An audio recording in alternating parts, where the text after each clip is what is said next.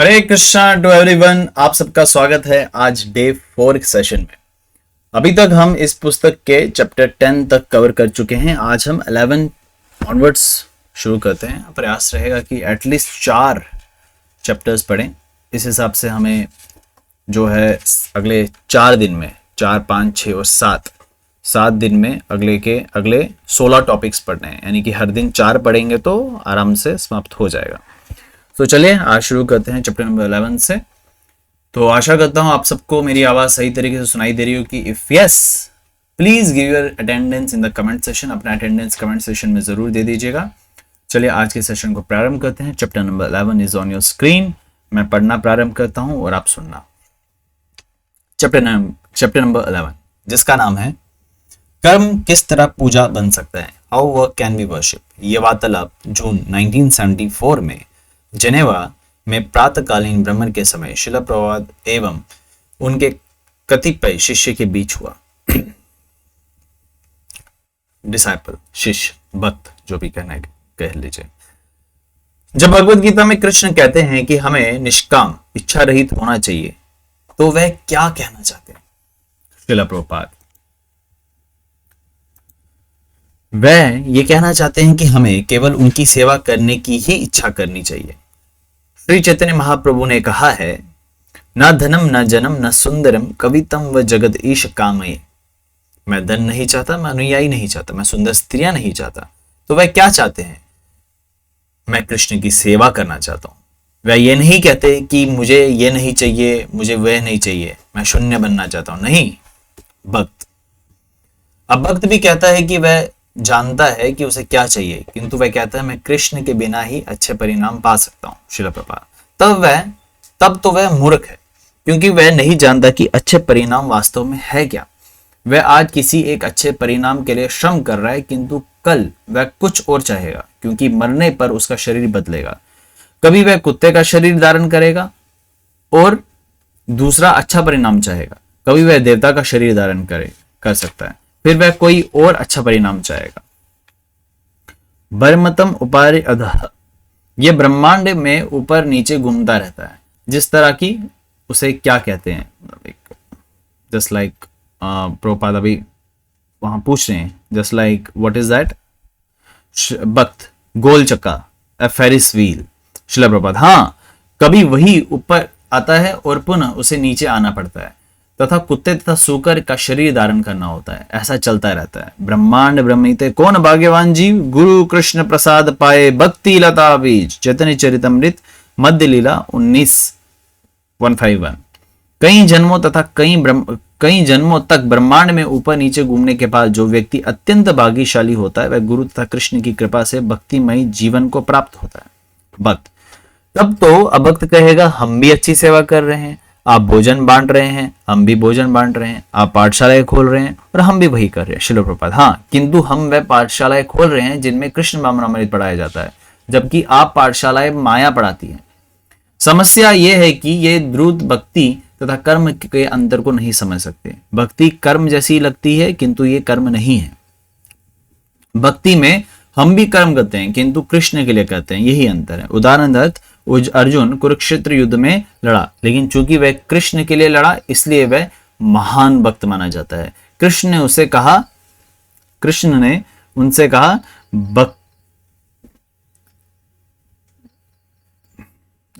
Let me find that in English.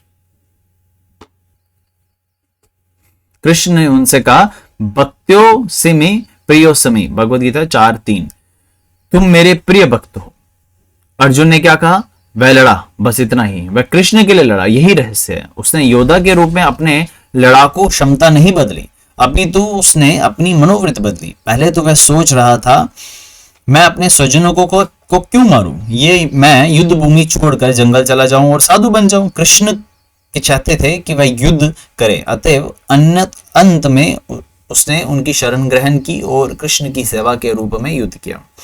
अपनी इंद्रिय तृप्ति के लिए नहीं, अपितु कृष्ण की इंद्रिय तृप्ति के लिए। भक्त तो क्या भक्ति में इंद्रिय तृप्ति होती है? हाँ, एक कर्मी अपनी इंद्रिय तृप्ति के लिए कर्म करता है, किंतु भक्त कृष्ण की इंद्रिय तृप्ति के लिए कार्य करता है। अभक्त तथा भक्त के मध्य यही अंतर है। प्रत्येक दशा में इंद्रिय तृप्ति है, किंतु जब आप निजी इंद्रिय तृप्ति के लिए कार्य करते हैं तो ये कर्म है, और जब कृष्ण की इंद्रिय तृप्ति के लिए करते हैं तो वही भक्ति है। भक्ति तथा कर्म एक से ही दिखते हैं, लेकिन गुणता भिन्न भिन्न है। दूसरा उदाहरण में गोपियों का व्यवहार। कृष्ण सुंदर बालक थे और गोपियां उनके प्रति आकृष्ट थी। वह उन्हें अपना प्रेमी बनाना चाहती थी और वह उनके साथ नृत्य करने के लिए अर्धरात्रि में अपने घरों से बाहर चली जाती थी। अतः ऐसा लगता था कि उन्होंने पाप कम किया हो, किंतु ऐसा नहीं है, क्योंकि केंद्र बिंदु भगवान श्री कृष्ण है। इसलिए चैतन्य महाप्रभु संस्तुति करते हैं, रम्य कचित उपासन विजवधु वर्गेन या कल्पिता। कृष्ण की पूजा करने की कोई भी विधि गोपियों द्वारा अपनाई गई विधि से श्रेष्ठ नहीं, किंतु द्रुतगण सोचते हैं, ओह ये भक्त उत्तम है, ये बहुत उत्तम है। कृष्ण तो अन्यों की पत्नियों के साथ अर्धरात्रि में नाचे, अतः चलो हम भी कुछ लड़कियां एकत्र कर नाचे और कृष्ण की तरह आनंद ले। गोपियों के साथ कृष्ण की लीलाओं के विषय में यह निप्ट ब्रह्म है। इस ब्रह्म को रोकने के लिए श्रीमद् भगवद गीता के रचयिता श्रील व्यास देव ने कृष्ण के भगवान पद का वर्णन करने के लिए श्रीमद् भागवतम के 9 स्कंद की रचना की। उसके बाद गोपियों के साथ कृष्ण के आचरण का वर्णन करते हैं, किंतु ये दूतगण तुरंत ही दशम स्कंद में कूद कर पहुंचे जाते हैं, जिसमें गोपियों के साथ कृष्ण के व्यवहारों का वर्णन है। इस तरह वे सहज कृष्ण के नकलची बन जाते हैं। भक्त, क्या ऐसी व्यक्तियों के हृदय में परिवर्तन हुआ क्योंकि वे किसी न किसी रूप में कृष्ण से संबंधित रहते हैं? श्रील प्रभुपाद, नहीं, कंस भी कृष्ण से संबंधित रखता था, किंतु शत्रु के रूप में। ये भक्ति नहीं। भक्त को अनुकूलेन कृष्ण सिलनम, अनुकूल भक्ति होनी चाहिए। ना तो कृष्ण का अनुकरण करना चाहिए, ना ही उनको मार डालने का प्रयास करना चाहिए। ये भी कृष्ण भावनामृत है, किंतु ये अनुकूल नहीं, इसलिए भक्ति नहीं है। तो भी कृष्ण के शत्रु मुक्ति पाते हैं, क्योंकि वे किसी न किसी रूप में कृष्ण का चिंतन करते हैं। उन्हें निर्विशेष मुक्ति मिलती है, किंतु उन्हें वैकुंठ की कृष्ण लीलाओं में प्रवेश नहीं करने दिया जाता।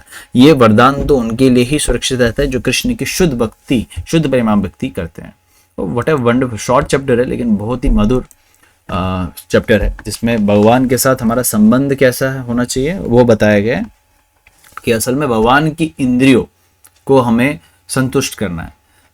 ऋषिकेश भगवान का नाम ही है, ऋषिकेश। जब हम भगवान की इंद्रियों यानी कि भगवान को हम आनंद प्रदान करते हैं तो हमारी इंद्रियां तुष्ट हो जाती हैं, हम खुद ही तृप्त हो जाते हैं, हम प्लीज प्रसन्न रहते हैं। तो प्रसन्न आत्मा, असल में हम प्रसन्न हैं वो तभी जब हम भगवान का साथ अपना संबंध जो है स्थापित करते हैं। इस चैप्टर से हमें ये देखने को मिला। श्रील प्रभुपाद बता रहे हैं जो ऐसा नहीं करते वो कर्म बंधनों में फंसते हैं और इस चक्र में जन्म मृत्यु जरा व्याधि के चक्र में अग्रसर जो है चलते रहते हैं। तो लेकिन अगर हमें इस चक्र से बाहर आना है तो हमें क्या करना है, उस चक्रधारी जिसने सुदर्शन चक्र को अपने हाथ में लिया है उनकी शरण में जाना है। उनकी शरण कैसे जाना है? भक्ति का प्रयास करना है। कम से कम जो प्रभुपाद ने बताया है हमें उन नियमावली का पालन करना है, और प्रभुपाद के निर्देशों का पालन करते करते, सेवा करते करते, पुस्तकों का अध्ययन करते करते हम जो है भगवत प्राप्ति कर सकते हैं। तो ये है इस चैप्टर का निष्कर्ष। तो अभी हम अगला चैप्टर पे आएंगे जिसका नाम है ईसाई, साम्यवादी तथा गो हत्यारे। इंग्लिश में कहे तो on Christians, communists and the cow killers. मार्च 1975 में डैलस में प्रातःकालीन भ्रमण के समय श्रील प्रभुपाद तथा उनके कुछ शिष्यों के बीच हुई बातचीत का निष्कर्ष।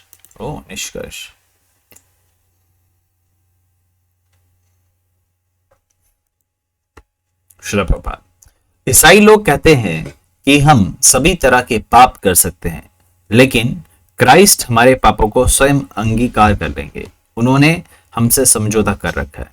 क्या वह ऐसा नहीं कहते? डिसाइपल, हाँ। श्रील प्रभुपाद, बेचारे क्राइस्ट को उन सब के पाप कर्मों के लिए भुगतना पड़ता है। वह कहते हैं वह हमें पाप से बचाना चाहते हैं, अतएव उन्होंने हमें आदेश दिया है कि हमें इसकी परवाह नहीं करनी है कि हम पाप करते हैं या नहीं। ये तो छलावा है। मुझे मेलबर्न में कुछ पादरियों ने व्याख्यान के लिए बुलाया। उन्होंने मुझसे प्रश्न किया, आप ऐसा क्यों सोचते हैं कि ईसाई धर्म अवनत हो रहा है? हमने क्या किया है? अतः मैंने उत्तर दिया, आपने क्या नहीं किया? आप दावा करते हैं कि आप लोग जीसस क्राइस्ट के अनुयायी हैं, फिर भी आप उस सभी तरह के पाप कर्म करते रहते हैं। अतः आप लोगों को तुरंत ही इस छलावे को बंद करना होगा। वह इस उत्तर से बहुत प्रसन्न नहीं हुए। वह पूछते रहे, हमने क्या किया? उन्होंने इतने अधिक पाप कर्म किए हैं, लेकिन वह मानने को तैयार ही नहीं है। वह पापी है, यह छलावा है। आपने 10 आदेशों में बाइबल स्पष्ट आप अपने 10 आदेशों में बाइबल स्पष्ट कहती है तू वध नहीं करेगा, किंतु ये लोग आज्ञा नहीं मानते। ये पापपूर्ण है, ये जानबूझकर पाप करने वाले। यदि कोई अज्ञानवश पाप कर्म करे तो उसके लिए कुछ छूट हो सकती है, किंतु ये जानबूझकर पापी है। ये जानते हैं कि गोवध पापमय है, फिर भी वे ऐसा करते हैं। भक्त श्रील प्रभुपाद, अधिकांश ईसाई ये नहीं मानते कि मांसाहार पाप है। श्रील प्रभुपाद, इसका अर्थ यह है कि बाइबल की गलत व्याख्या करने के कारण ये पादरी दूत है। ये छलावा धर्म के नाम पर चल रहा है, किंतु ऐसे विचारों का प्रचार करने वाले कितने समय तक अन्यों को ठगते रहेंगे? आप सारे लोगों को कभी कभी ठग सकते हैं और कुछ लोगों को सदा ठग सकते हैं, किंतु सभी लोगों को आप सदैव नहीं ठग सकते। भक्त साम्यवादी भी तर्क करते हैं कि ईसाई धर्म छलावा है। वह कहते हैं कि ये लोगों को अफीम मिश्रित औषध खिलाते हैं, इसलिए वह इसे मिटा देना चाहते हैं। श्रील प्रभुपाद, साम्यवादी को ईसाई धर्म का बहुत बुरा अनुभव है और उन्हें इसकी सूचना नहीं कि धर्म की आवश्यकता होती ही है, इसलिए वे सारे धर्मों का सफाया करना चाहते हैं। भक्त साम्यवादी कहते हैं कि संसार की समस्या इतनी बड़ी है कि जब तक लोग विश्व सरकार के प्रति अपनी निष्ठा नहीं दिखाते, समस्या हल नहीं की जा सकती। श्रील प्रभुपाद, हम भी यही कहते हैं, कृष्ण परमेश्वर है, उनकी शरण ग्रहण करो और सारी समस्या हल हो जाएगी। हम भी यहाँ यही शिक्षा देते हैं। भक्त, लेकिन साम्यवादी ये नहीं मानते कि कृष्ण को परमेश्वर समझा जाए। श्रील प्रभुपाद, एकल ईश्वर कृष्ण आर सबृत्य, एकमात्र स्वामी कृष्ण है, अन्य सारे जन उनके दास है। यही भगवत गीता का बीज मंत्र है। इस सिद्धांत को स्वीकार कीजिए तो सब कुछ तुरंत ठीक हो जाएगा। यदि आप भगवत गीता पढ़े तो एक भी ऐसा शब्द नहीं मिलेगा जिसका आप खंडन कर सके या जो आपके लिए शुभ ना हो। संपूर्ण भगवत गीता व्यवहारिक मानव सभ्यता के अनुकूल है। सर्वप्रथम कृष्ण ये शिक्षा देते हैं कि आप ये अवश्य समझे कि आप कौन है। आप शरीर नहीं है, आप शरीर के भीतर आत्मा है। इसे कौन जानता है? भगवत गीता में कृष्ण यही पहली शिक्षा देते हैं। जो ही आप समझ जाते हैं कि आप शरीर नहीं अपितु शरीर के भीतर हैं, तो आप समझ जाते हैं कि आत्मा है क्या। तब आपका आध्यात्मिक ज्ञान आगे बढ़ता है। किंतु दूत ये नहीं जानते कि आत्मा क्या है, अतः उन्होंने आध्यात्मिक ज्ञान नहीं है। भक्त, वे समझते हैं कि गौओं की आत्मा नहीं होती। श्रील प्रभुपाद, क्या आप इस पर विश्वास करते हैं? भक्त, हाँ। श्रील प्रभुपाद, वह ये कैसे कह सकते हैं कि गौओं की आत्मा नहीं होती? आपकी आत्मा है, आपका शरीर चलता फिरता है, आप काम करते हैं, आप खाते हैं, आप बात करते हैं, लेकिन जो ही आपके शरीर से आत्मा चला जाता है, शरीर मृत है। हाथ पांव तथा तब भी वहां होते हैं, लेकिन वह कार्य नहीं करते क्योंकि आत्मा चली जाती है। तो फिर गाय के शरीर तथा अपने शरीर में अंतर ही क्या रहा? मानवीय तर्क पर उतरिए। क्यों, क्या आप अपने शरीर तथा गाय के शरीर में कोई महत्वपूर्ण अंतर है? शिष्य यानी भक्त, नहीं। किंतु अब तो वह यहां तक कहने लगे कि मनुष्य में भी आत्मा नहीं होती। वह कहते हैं चूंकि गायों की आत्मा नहीं होती अतः हम गाय का भक्षण कर सके, और चूंकि मनुष्य में आत्मा नहीं। श्रील प्रभुपाद, तो आप बच्चों को गर्भ में ही मार सकते हैं। अज्ञान की प्रगति को सभ्यता की प्रगति माना जाता है। क्यों? क्योंकि आध्यात्मिकता ज्ञान नहीं रहा, आध्यात्मिक ज्ञान नहीं रहा। श्रील प्रभुपाद, तो उनके भक्त गोल्फ खेल रहे एक व्यक्ति के पास से गुजरते हैं। भक्त, वह व्यक्ति सोचता है कि वह कठिन कार्य में से अवकाश ले चुका है, किंतु फिर भी वह गेंद को छेद में डालने के लिए कठिन श्रम कर रहा है। श्रील प्रभुपाद, वह और कर ही क्या सकता है? वह नहीं जानता कि एक अन्य कार्य भी है, आध्यात्मिक जीवन। यही उसका अज्ञान है। जबकि जब न्यूयॉर्क में बिजली गुल हो गई तो आंकड़े बताते हैं कि अधिक स्त्रियां गर्भवती हो गई। लोग अंधेरे में और कर ही क्या सकते हैं? चलो संभोग करें। बस आध्यात्मिक ज्ञान के बिना मनुष्य पशु तुल्य हो जाते हैं। This is wonderful. Srila Prabhupada is extremely wonderful. तो श्रील प्रभुपाद देखो यहाँ कितने अच्छे से जो है स्मैश कर रहे हैं, चाहे वो क्रिश्चियंस हो, कम्युनिस्ट हो, या गो हत्या करने वाले हो, या गर्भ हत्या करने वाले हो। तो यहाँ श्रील प्रभुपाद बता रहे हैं ये इसलिए होता है क्योंकि आध्यात्मिक ज्ञान नहीं है, उनको ये पता नहीं है। मनुष्य जीवन का कर्तव्य क्या है, हमारा भगवान के साथ क्या संबंध है, इसलिए ये सारी चीजें हो रही हैं। और समझाने वाला भी कोई नहीं है, हर तरीके का डिपार्टमेंट है, चाहे वो बॉडी से रिलेटेड हो, चाहे वो बॉडी के किसी भी अंग से रिलेटेड हो, या स्टडीज से रिलेटेड हो, या किसी भी चीज का आपको डिपार्टमेंट देखने को मिलेगा। शराब का डिपार्टमेंट है, सिगरेट पीने का है, हर चीज का है, लेकिन आध्यात्मिक ज्ञान देने वाला कोई डिपार्टमेंट नहीं है। तो इसलिए वो डिपार्टमेंट शिला प्रभुपाद ने खोला इस्कॉन के नाम से, ताकि वो सबको ये ज्ञान दे सके कि आत्मा और शरीर कैसे क्या कार्य करते हैं और क्या संबंध है उस आत्मा का भगवान के साथ।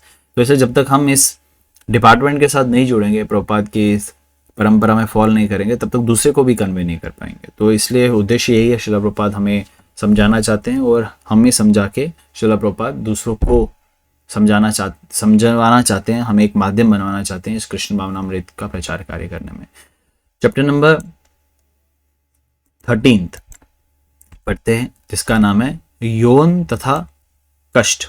बड़ा सीरियस टॉपिक लग रहा है, ऑन सेक्स एंड सफरिंग। चलिए प्रारंभ करते हैं। यह वार्तालाप जनवरी 1974 में कैलिफोर्निया के वेनिस बीच में प्रातःकालीन भ्रमण के समय शिला प्रभुपाद तथा उनके कतिपय शिष्यों के मध्य हुआ। आशा करता हूं आप सबको आवाज अच्छे से सुनाई दे रही होगी। प्लीज कमेंट सेशन में आप अपनी अटेंडेंस जरूर दे दीजिएगा, अपना नाम मेंशन करके। भक्त, कैलिफोर्निया में तलाक की दर लगभग 50% है।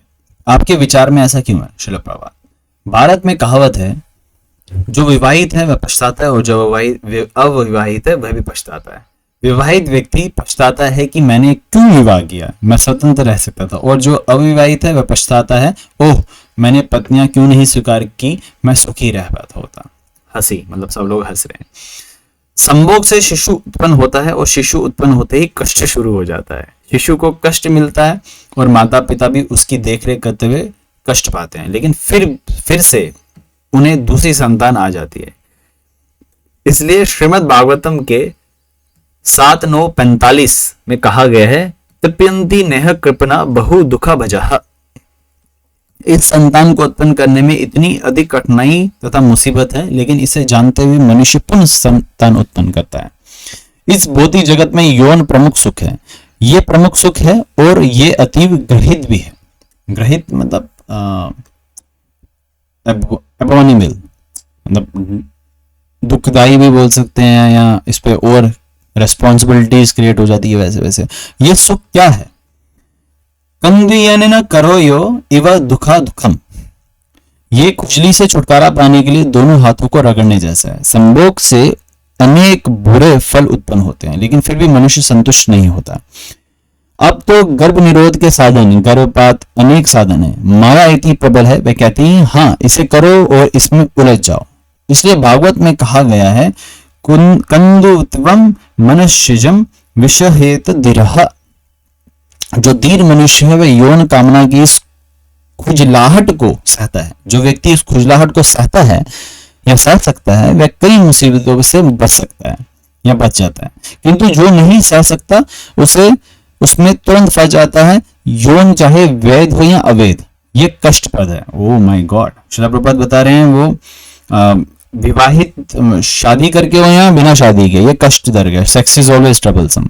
भक्त, श्रील प्रभुपाद, पहली बार हम इधर घूमने आए हैं, हर वस्तु भिन्न तथा नई लगती है। श्रील प्रभुपाद हंसते हैं, ये भौतिक जीवन है। कभी हम इधर घूमते हैं और कभी उधर, और सोचते हैं ये नया है। ब्रह्मांड ब्रह्मीते, बस इतना ही बोला श्रील प्रभुपाद ने, ब्रह्मांड ब्रह्मीते। हम कुछ ना कुछ नया खोजने के प्रयास में सारे ब्रह्मांड में घूम रहे हैं, लेकिन कुछ भी नया नहीं है, सब कुछ पुराना है। जब मनुष्य बूढ़ा हो जाता है तो सामान्यतः सोचता है, ओह ये जीवन कितना कष्टप्रद है, अतः उसे बदलकर नया शरीर, बच्चे का शरीर धारण करने की अनुमति दे दी जाती है। बच्चे की देखरेख की जाती है और वह सोचता है कि अब मुझे इतना आरामदेह जीवन मिल गया है, किंतु पुनः वह बूढ़ा हो जाता है और उदास हो उठता है। अतः कृष्ण इतने दयालु हैं, वे कहते हैं ठीक, तुम अपना कृष्ण भावनामृत के प्रचार का, oh my god, there is some page missing here. Oh, I have to read, just give me a second, I have to read that from Hindi book. यहाँ PDF में ये पेज मिसिंग है। चैप्टर का नाम है on sex and the suffering, और हिंदी में कहे तो यौन तथा कष्ट। मैं बुक से निकालना चाहूंगा, उसके लिए आपको थोड़ा सा प्रतीक्षा करना पड़ेगा।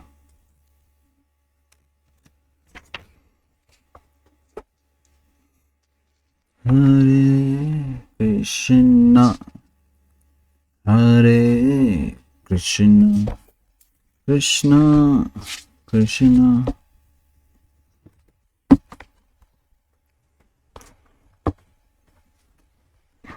ओके, मुझे चैप्टर मिल गया।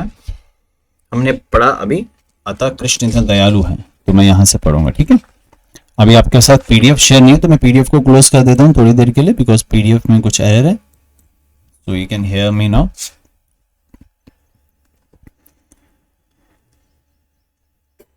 मैं ये पैराग्राफ फिर से पढ़ूंगा, ठीक है।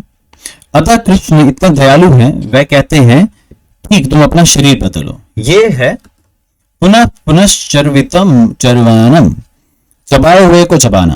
कृष्ण जीव को अनेक सुविधाएं देता है। लो वृक्ष बन जाओ, लो सांप बन लो देवता बन लो राजा बन लो, मोची बन लो, स्वर्ग जाओ, नरक जाओ। अनेक विविध पूर्ण जीव योनियां हैं, लेकिन इन सबों में जीव इसी भौतिक जगत में ठुसा रहता है। वह स्वतंत्र की ताक में रहता है, किंतु उसे ये ज्ञान नहीं रहता कि स्वतंत्रता एकमात्र कृष्ण की शरण में मिलती है। इसे वह अपनाएगा नहीं। इस भौतिक जगत के कष्ट को देखते हुए मायावादी यानी कि निर्विशेषवादी जीवन को विविधात्वहीन निर्विशेष बनाना चाहते हैं, और बौद्ध जीवन इसे शून्य बनाना चाहते हैं, शून्यवादी। बौद्ध जीवन नहीं, बौद्ध जन। किंतु इनमें से कोई भी प्रस्ताव संभव नहीं। आप कुछ काल तक विविधता रहित रह सकते हैं, लेकिन पुनः आप परिवर्तन चाहेंगे। बड़े बड़े सन्यासी ब्रह्म सत्यम जगन मिथ्या, ब्रह्म सत्य है, जगत झूठा है का इतना प्रचार करते हैं, किंतु वे पुनः राजनीतिक तथा सामाजिक कार्य करने के लिए ब्रह्म से बहुत नीचे चले आते हैं। वह दीर्घ काल तक ब्रह्म में नहीं रह सकते, अतः उन्हें ये भौतिक विविधता स्वीकार करनी पड़ती है, क्योंकि विविधता ही भोग की जननी है। इसलिए हमारा प्रस्ताव यह है कि असली विविधता कृष्ण भावनामृत को प्राप्त होए, तभी आपका जीवन सफल होएगा। शिष्य, अधिकांश लोग इस जीवन में इतना अधिक आनंद लेने का प्रयास कर रहे हैं कि वे अगले जीवन के विषय में सोचते तक नहीं। श्रील प्रभुपाद, वह नहीं जानते कि अगला जीवन क्या होगा, इसलिए वह इसे शून्य बना देते हैं। वह कहते हैं कि अगला जीवन होता ही नहीं, और इस तरह वह संतुष्ट रहते हैं। जब खरगोश कोई खतरा देखता है तो वह आंखें मूंद लेता है और सोचता है कि अब कोई खतरा ही नहीं। ये मूड उसी तरह है, ये निपट ज्ञान है। श्रील प्रभुपाद, शिष्य, एक प्रकार का दर्शन है जो स्टोइसिज्म मैं प्रोनाउंस शायद गलत कर रहा हूं, स्टोइकवाद कहलाता है, जिसके अनुसार ये जीवन कष्ट के लिए है। अतः मनुष्य को अत्यंत बलिष्ठ बनना चाहिए और बहुत अधिक कष्ट भोगना चाहिए। श्रील प्रभुपाद,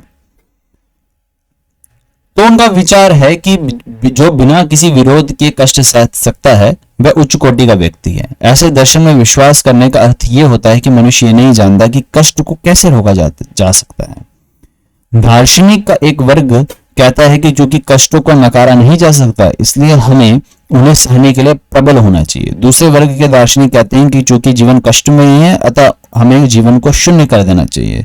किंतु इनमें से किसी भी वर्ग को यह जानकारी नहीं कि ऐसा असली जीवन भी होता है जिसमें कष्ट नहीं होता। ये कृष्ण भावनामृत है, वहां जीवन तो है लेकिन तो कष्ट नहीं होता। आनंदमयो बैशत, केवल आनंद, नाचना, खाना तथा कीर्तन करना, लेकिन कोई कष्ट नहीं। क्या कोई इससे इनकार करेगा? क्या कोई है ऐसा मूर्ख? शिष्य, लोग इनकार करते हैं कि ऐसा जीवन भी होता है। श्रील प्रभुपाद, किंतु कल्पना कीजिए कि ऐसा जीवन है जहां आप केवल नाच गा तथा अनंत काल तक सुखपूर्वक रह सकते हैं। क्या आप इसे स्वीकार करना नहीं चाहेंगे? शिष्य, इसे कोई भी स्वीकार करना चाहेगा, लेकिन लोग सोचते हैं कि इसका अस्तित्व नहीं है। श्रील प्रभुपाद, इसलिए हमारा पहला सुझाव ये होना चाहिए कि इस तरह का जीवन है जिसमें केवल सुख है, कष्ट तनिक भी नहीं। हर व्यक्ति कहेगा हाँ मैं इसे चाहूंगा। वैसे स्वीकार करेगा। दुर्भाग्यवश लोग बारंबार ठगते जा रहे हैं, इसलिए बस सोचते हैं कि ये एक और ठगी है। इसलिए कृष्ण भावनामृत के प्रचार का अर्थ लोगों को ये आश्वस्त करना है कि सुख से भरा भरा पूरा जीवन भी है जिसमें कष्ट नहीं है। शिष्य, वह किस तरह आश्वस्त होगा कि उन्हें हमारा द्वारा ठगा नहीं जा रहा। श्रील प्रभुपाद, उन्हें हमारे मंदिर में आने तथा हमारे भक्तों को देखने के लिए आमंत्रित करें। हम सुंदर ढंग से कीर्तन करते हैं, नाचते हैं, खाते हैं और यही व्यवहारिक प्रमाण है। शिष्य, किंतु क्या मनुष्य को इन वस्तुओं की अनुभूति होने के पूर्व शुद्ध नहीं होना चाहिए? श्रील प्रभुपाद, नहीं, हम कहते हैं आओ और हमारे साथ हरे कृष्ण का कीर्तन करो, आप शुद्ध हो जाओ। हम आपसे कुछ नहीं चाहते, हम आपको भोजन देंगे, हम आपको हर वस्तु देंगे, केवल आओ और हमारे साथ कीर्तन करो, बस ये हमारा संदेश है। बहुत सुंदर श्रील प्रभुपाद यहाँ बता रहे हैं। सबसे तो पहले टॉपिक, फिर दूसरे टॉपिक पे यहाँ डिस्कशन हुआ है। पहला टॉपिक था यौन सेक्सुअल लाइफ। सीधा सरल स्पष्ट श्रील प्रभुपाद ने बताया भागवतम का वर्णन करते हुए कि जो सेक्सुअल लाइफ है बेशक एंजॉयमेंट है, ये ऐसा नहीं कि एंजॉयमेंट को नकारा गया है। भौतिक संसार में इसको सबसे बड़ा एंजॉयमेंट बताया गया है, चाहे वो मनुष्य योनि हो पशु योनि, लेकिन इसके पीछे बहुत सारे कष्ट भी हैं। जैसा सुख सहेंगे आप वैसा कष्ट मिलेगा। अब चाहे वो इलिसिट हो, अनलॉफुल हो या लॉफुल हो, या विवाह करके संतान प्राप्ति के लिए भी अगर कोई संभोग कर रहा है तो हालांकि शास्त्रों में उसके विरुद्ध नहीं है, लेकिन कहीं ना कहीं पे उसके ऊपर भी कई सारी लाइबिलिटीज आ जाती हैं। अब जो अनलॉफुल है उसके खिलाफ तो शास्त्र वैसे ही उसका विरोध कर रहे हैं कि वो उसके प्रति जो हमारा उसका जो हमें कार्मिक रिएक्शन देखने को मिलेगा, कर्मों का फल देखने को मिलेगा, उसमें और हम ज्यादा फंस जाएंगे। तो पहले तो ये डिस्कस किया, फिर दूसरे पॉइंट पे डिस्कस किया कि जो ये कृष्ण भावनामृत है, ये हम इस भौतिक संसार में तो दुख है, दुख भोग, तभी सफरिंग नाम दिया गया इसको, on sex and the suffering. ये दुख है, दुखालयम, भगवान ने खुद इसका नाम रखा है दुखालयम। अब इसको निकलने का क्या निष्कर्ष है? जो निर्विशेषवादी बताते हैं, शून्यवादी बताते हैं कि हम ब्रह्म में लीन हो जाए या शून्य में मिल जाए, ब्रह्म में मिल जाए या शून्य में, वो सब क्या है? वो ठगीबाज है, वो स्थायी नहीं है। ठीक है, असल में हमें क्या करना, हमें असली आनंद का अगर हमें खोज करना है तो हमें कृष्ण भावनामृत होना पड़ेगा, जिससे हमें वैकुंठ धाम की प्राप्ति होगी और जहां दुख का तनिक भी आपको स्पर्श नहीं देखने को मिलेगा, यानी कि किसी भी गुण का आपको स्पर्श नहीं देखने को मिलेगा। तो फिर आगे शिष्य ने बोला तो ये हम कन्विंस कैसे करें लोगों को कि इस कृष्ण भावनामृत में किसी प्रकार का दुख नहीं है? श्रील प्रभुपाद बता रहे हैं आप उनको मंदिर लाइए, भक्तों के साथ आदान प्रदान करवाइए, भगवान के साथ आदान प्रदान करवाइए, सेवा कीजिए, करवाइए, तो इससे उनमें भी परिवर्तन आएगा। कहने का अर्थ ये नहीं कि हम जब भक्ति में आते हैं तो दुख खत्म हो जाते हैं। जब इस भौतिक संसार में जब तक हैं तो ये दुख तो यहाँ रहेंगे, चाहे हम भक्त हो या अभक्त। लेकिन भक्त के साथ एक बहुत बड़ा प्लस पॉइंट ये होता है कि सहने की शक्ति, जितना भी बड़ा दुख हो वो सहने की शक्ति उनमें बहुत प्रबल होती है और कहीं ना कहीं पे भगवान की कृपा के रूप में उसको स्वीकार करते हैं। इसलिए कुंती महारानी भी भागवतम के पहले प्रथम स्कंद के 8वें अध्याय में भी ये कहती है कि मैं क्या चाहूंगी जीवन में हर बार मुझे दुख है, क्योंकि दुख में मुझे तुम्हारा भगवान कृष्ण स्मरण ज्यादा होता है। तो ये भक्तों की एक परिभाषा है। लेकिन जब हम आध्यात्मिकता में बात करें, वहां दुख तो किसी प्रकार का है ही नहीं। ठीक है, तो इसलिए श्रील प्रभुपाद कहते हैं कि हमें सबको कहीं ना कहीं पे आध्यात्मिकता में आना चाहिए। तो आज हम 13 चैप्टर तो पढ़ चुके हैं और अभी अगले 10-15 मिनट के लिए हम नेक्स्ट चैप्टर पढ़ेंगे जिसका नाम चैप्टर नंबर 14 है और उसका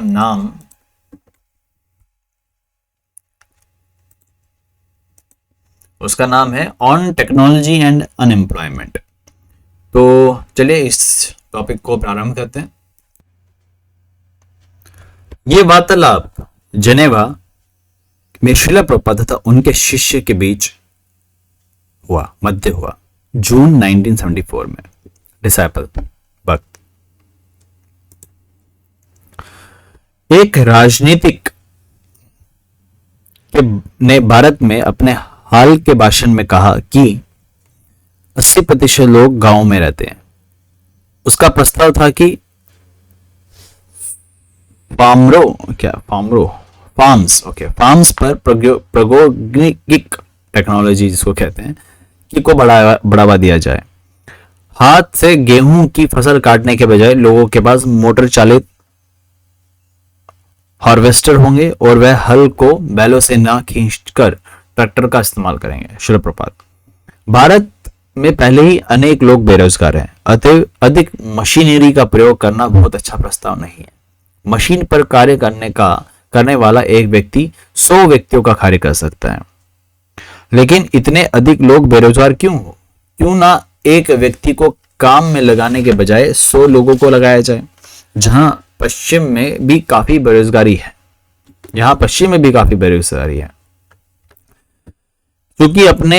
क्योंकि आपके पश्चिमी देशों में हर काम मशीन से किया जाता है, इसलिए बहुत से हिप्पी यानी हताश नवयुवक उत्पन्न हो रहे हैं जिनके पास करने को कुछ नहीं है।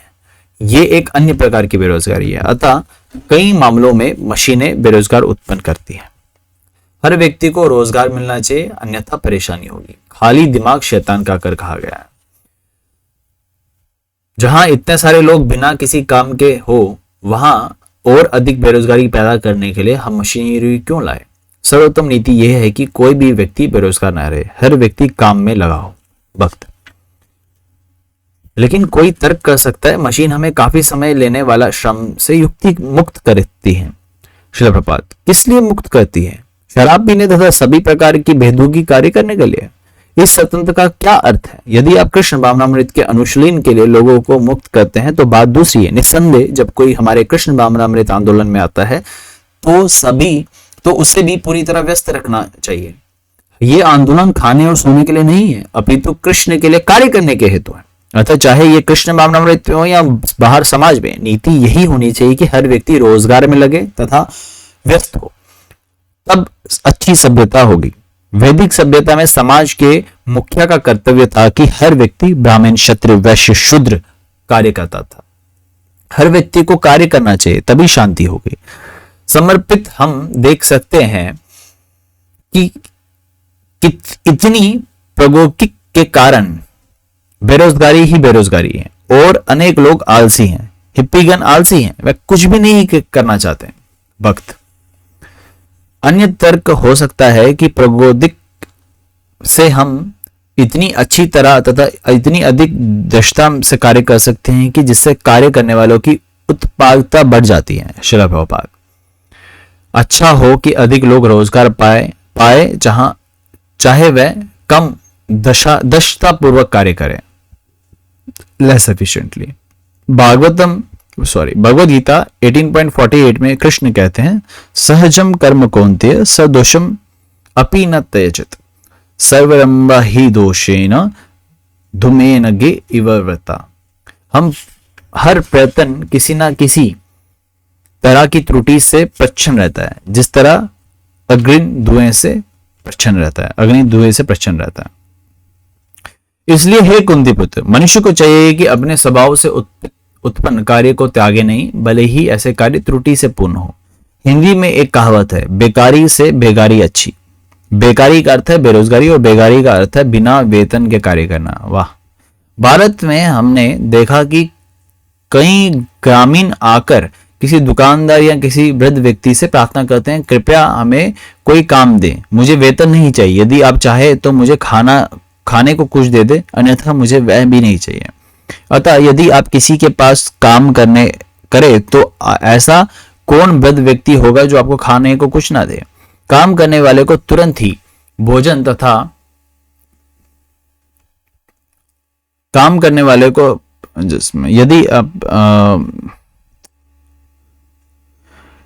यदि आप किसी के पास काम करें तो ऐसा कौन वृद्ध व्यक्ति होगा जो आपको खाने को कुछ न दे? काम करने वाले को तुरंत ही भोजन तथा आश्रय के साथ कोई ना कोई वृत्ति पेश मिली जाती है। तत्पश्चात जब वह अपने काम करने लगता है तो यदि वह वृद्ध व्यक्ति देखता है कि वह व्यक्ति बहुत अच्छा काम कर रहा है तो वह कहेगा, ठीक, कुछ वेतन ले लो। अतः बिना कार्य के आलसी बने रहने की अपेक्षा बिना परिश्रम के काम करना श्रेष्ठ होगा। यही अति भयावह स्थिति है। लेकिन आधुनिक सभ्यता में अनेक मशीनों के होने से अनेक बेरोजगार व्यक्ति हैं और अनेक आलसी भी हैं। ये अच्छा भी नहीं है। वक्त। अधिकांश लोग कहते हैं कि ये विचार बहुत पुराने ढेर के हैं। वे प्रौद्योगिकी का उपयोग करेंगे, टेक्नोलॉजी का उपयोग करेंगे, भले ही इससे बेरोजगारी की दर क्यों ना बढ़ जाए, क्योंकि वह इसे कहेली से छूटकर का साधन तथा टेलीविजन, चलचित्र, ऑटोमोबाइल का आनंद लेने की स्वतंत्रता का साधन मानते हैं। श्रील प्रभुपाद।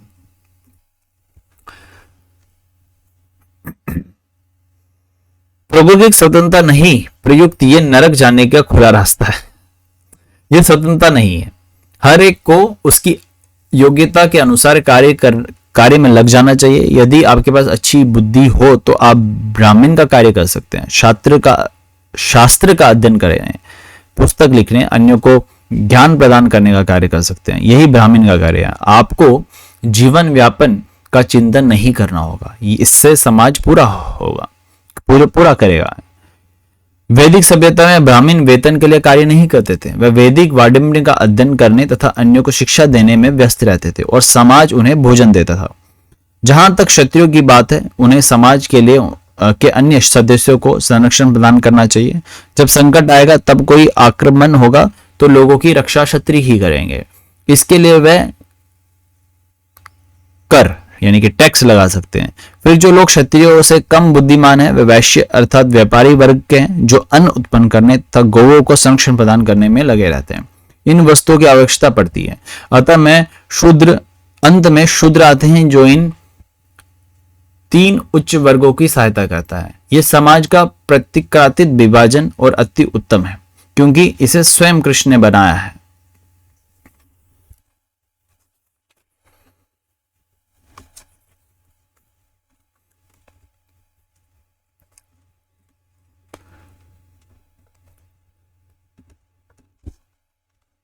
चतुर्वर्ण्यम मया सृष्टम। हर व्यक्ति कार्यरत रहता है। बुद्धिमान वर्ग को कार्य मिला हुआ है, सैनिक वर्ग को तथा व्यापारी वर्ग को कार्य मिला हुआ होता है, और शूद्र भी कार्य करने में लगा रहता है। राजनीतिक दल बनाने और लड़ने झगड़ने की आवश्यकता नहीं पड़ती।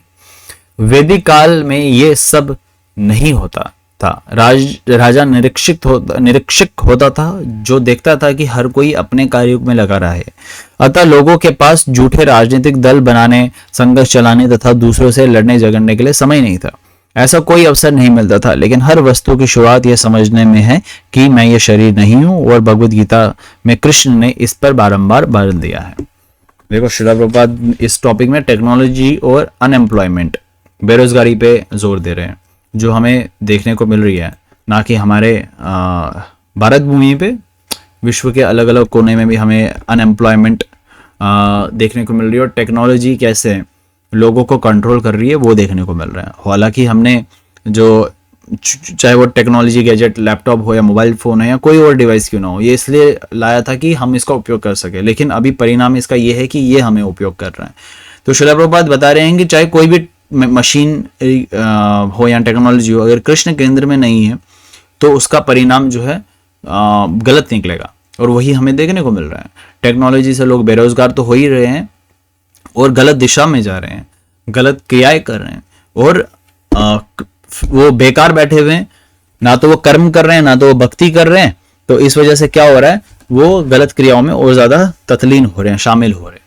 तो श्रील प्रभुपाद यही बता रहे हैं यहाँ पे, हमें मशीनरी और टेक्नोलॉजी अब जो बनी हुई है उसको भी कहीं ना कहीं कृष्ण के केंद्र में रख के कार्य करना पड़ेगा, और साथ ही साथ खुद को व्यस्त रखना पड़ेगा। जब तक इंद्रियां व्यस्त नहीं होगी तब तक कार्य संपन्न नहीं हो पाएगा।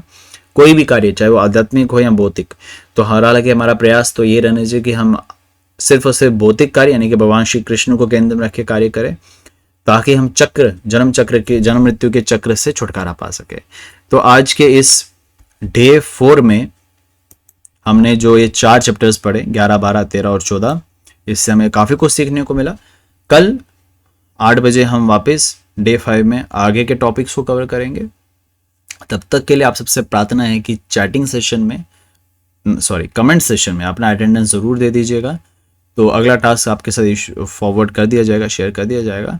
तब तक के लिए धन्यवाद। हरे कृष्णा। जगद्गुरु श्रील प्रभुपाद की जय।